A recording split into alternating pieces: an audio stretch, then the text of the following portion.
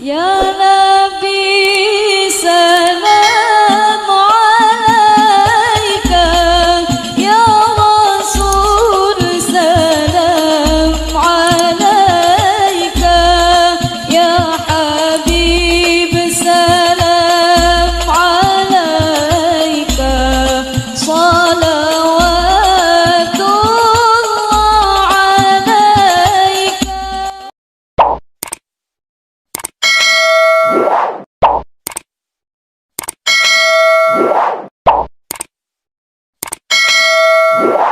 Pertama yang diwariskan iblis itu, yang pertama adalah sifat kepalang tanggung. Kalau udah salah, tanggung sekalian.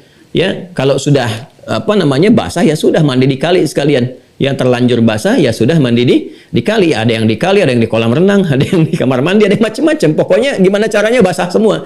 Ya, jadi kalau sudah terlanjur salah, ya sekalian salah.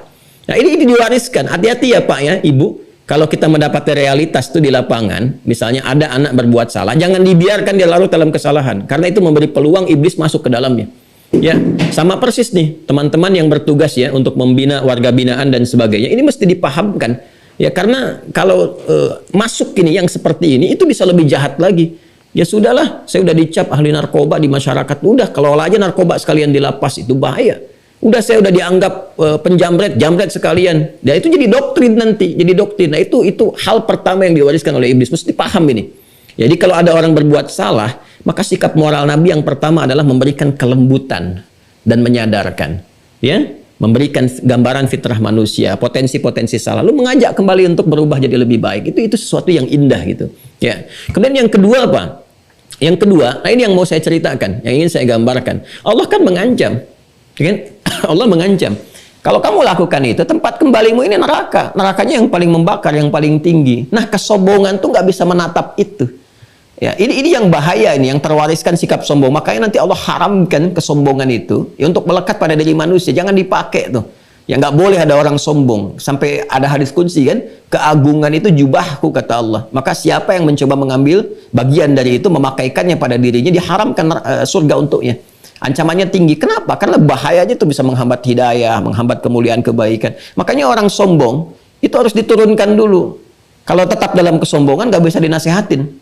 Ya, dengan apapun, dengan harta, dengan jabatan, dengan ilmu. Ya, orang itu kalau sombong dengan ilmunya, dengan itu dinasehatin tuh nggak bisa karena merasa lebih tinggi ilmunya. Ya, padahal lupa. Ingat ya, ini kaidah nih. Ingat. Orang hebat itu ketika sombong, maka dia sedang menjatuhkan kehebatannya. Itu quote hari ini. Ingat itu ya. Orang hebat itu ketika sombong, maka dia sedang menjatuhkan kehebatannya. Hebat itu bisa hebat dengan ilmu. Ya? Ingat ya. Ketika orang berilmu sombong, maka pada saat itu dia sedang menjadi orang yang bodoh. Ya, itu quote yang kedua. Ketika orang berilmu sombong, maka pada saat itu dia sedang menjadi orang yang bodoh. Gitu ya. Ingat, karena sedang menurunkan keilmuannya. Itu nggak bisa dinasehatin. Ya, nggak bisa dinasehatin. Kecuali ada level yang merasa lebih tinggi lagi, itu pun masih ngeles. Itu sudah tipikal. Itu warisan setan itu. Itu warisan setan. Hati-hati ya. Sama, kedudukan juga jabatan. Diingatkan masih ngeyel, masih terus begitu. Itu warisan. Awas ya, hati-hati itu. Dan itu akan, ketika dia bertindak, akan semakin bodoh. Ya, dan akan semakin ngawur. Kalau nggak percaya silakan. Ya, orang kelihatan pintar, terus sombong, diingatkan, terus makin sombong, itu akan terbuka aibnya, makan semakin banyak bodohnya. Kelihatan nggak bagus nanti. Orang akan menilainya juga dengan sesuatu yang negatif dan menjauh. Itu sudah fitrah. Dan itu diwariskan. Jadi yang pertama kepalang tanggung, tadi kan. Nah, yang kedua sifat sombong itu. Yang ketiga karena sombong nggak bisa baca rahmat, nantang azab akhirnya. Ya udah sekalian ya Allah nggak apa-apa. Neraka juga. Nggak apa-apa. Beri waktu aja dulu. Supaya aku cari teman, supaya aku buktikan. Nah ini untuk membuktikan kesombongan, ya ini ya akumulasi maksiat.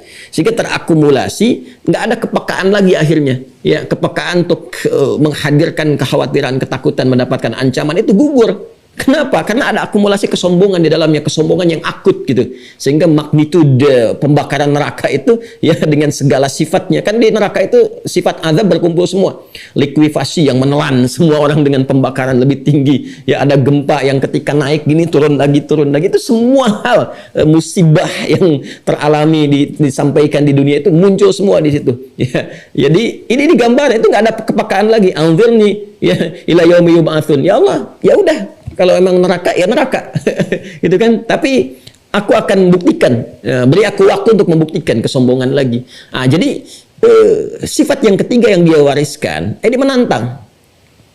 Ya udah, kalau memang itu, ya udah, berikan waktu gini. Nah, itu diwariskan, diinjek kepada anak cucu Adam. Ya, dengan apa? Nah, ini nanti akan kita detilkan.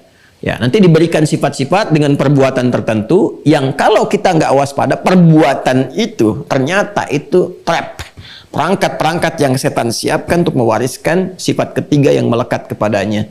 Ya, nanti keluarlah tantangan-tantangan untuk menantang azab, mengonfirmasi azab. Ini diantaranya. Sa'ala sa'ilum bi'adzabi waqi. Ada orang yang bertanya untuk mengonfirmasi, kapan sih azab itu datang? Ya, neraka itu gimana sih? Tapi sifatnya ngolok-ngolok. Ya, jadi udah menyiapkan dirinya. Ya, memang Muhammad SAW kalau memang ada neraka yang kamu gambarkan itu, kapan kejadiannya? Ya, seperti apa nih? Nah, itu udah ada olok-oloknya nih. Ya, nah ini biasanya yang penting dulu saya ingin sampaikan teman-teman sekalian, fokus baik-baik ya. Ini sifatnya di sini ada nakirah, sa'il. Lihat, nggak ada alif lamnya. Allah tidak mengatakan sa'ailu. Tapi sa'ala sa'ilum bi'adzabi waqi'. Sa'il. Kalau nakirah berarti sifatnya umum. Menjangkau semua lapisan tanpa batas di setiap generasi. Artinya apa? Setan itu mewariskan sifat godaan ketiga ini, itu nggak ada batas. Di setiap generasi akan ditemukan yang seperti ini. Makanya berganti nabi pun ada yang nantang azab. Dikasih oleh Allah mukaddimahnya. Seperti umat Nabi Nuh, umat Nabi Lut. Ya kan? Kaum Ad, kaum Thamud dan sebagainya. Di umat Nabi Muhammad SAW di awal-awal periode berdakwah ada yang begitu. Nah, walaupun Nabi sudah meninggal, umat berganti, ajarannya abadi karena dijamin oleh Allah sampai kiamat. Setiap generasi akan ditemukan yang begitu. Jadi sekarang pun potensial akan ada yang ditemukan, walaupun dengan ekspresi yang berbeda-beda. Tapi sebetulnya substansinya sama. Apa? Di neraka ya? Ya nggak apa-apalah, nanti kumpul-kumpul juga ada yang lain sama yang lain, ya kan? Ya itu ada kesan-kesan demikian. Ya, kesan-kesan demikian. Jadi ada di sini kan rasa yang diterimanya tuh ada sifat bertanya dengan mengolok-ngolok.